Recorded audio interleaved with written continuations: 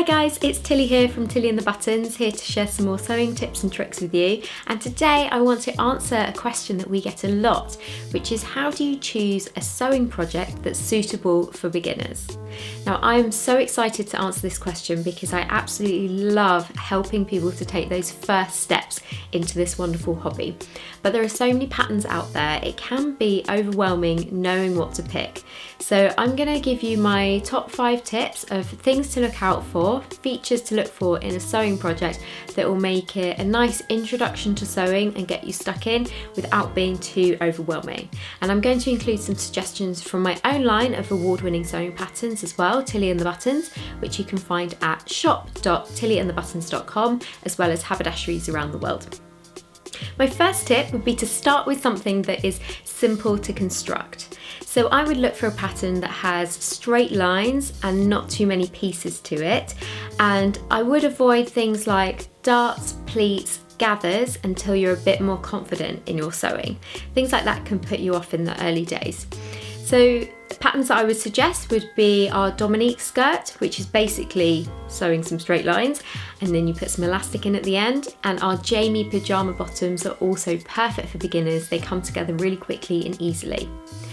Now if you want to make a top or a dress with sleeves, I'd probably avoid set-in sleeves. Those are the more traditional sleeves that you see as you're starting out, and pick something that's got sleeves that are grown onto the bodice. The sleeves that form part of the bodice, like on this dress that I'm wearing, which is our Stevie pattern, they actually form part of the bodice. You can also find grown on sleeves on our Patine dress, which has got more of a scoop neck and a cinched in waist if you prefer that silhouette. So start with something that is simple to construct, and you can save the more fiddly techniques for later on in your sewing journey. My second tip is to check the fabric suggestions on the pattern. So you'll want to make sure that the project that you're making is compatible with fabrics that are easy to sew. Because when you're just getting to grips with your sewing machine, the last thing you want is fabric that's going to slip and slide all over your machine, that's really delicate and is going to pucker and snag, or that's going to stretch out while you're sewing it. So some fabrics that are very easy to handle and to stitch together would be things like medium weight woven cottons, such as cotton lawn or what you might see called quilting cotton, things like chambray, even lighter weight denims, linen as well. All of these fabrics are easy to handle, they're not going to slip all over your sewing machine or on your table as you're trying to cut them out, and they press really nicely and should give you a nice, neat result. My third tip would be to avoid fiddly fastenings. So getting to grips with the buttonhole function on your sewing machine or trying to insert a zip when you're only just starting sewing can be a little bit daunting. So if you don't feel ready to sew a zip or a buttonhole, then don't. You can find a pattern that has no fastenings whatsoever, or that has an alternative kind of fastening. So for example, our Patine dress has got elastic cinching it in at the waist, and it's just a throw it over your head dress. And the Stevie dress that I'm wearing today fastens at the back with either ties or a hairband. Yes, a hairband. So my fourth tip is to pick a project that is easy to fit. Now, one of the best things about learning to make your own clothes is that you can tailor your clothes to fit your unique body shape.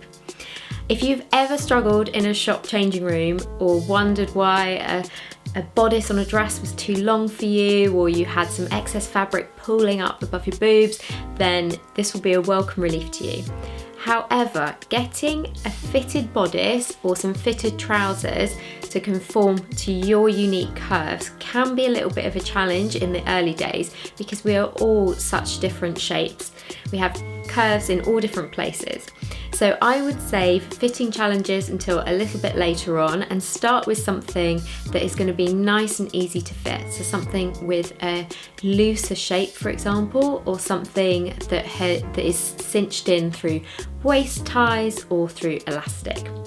So a couple of suggestions for you would be our Miette skirt, which is an A-line wraparound skirt, and you can actually adjust the waistline to fit you with the ties that form part of the skirt.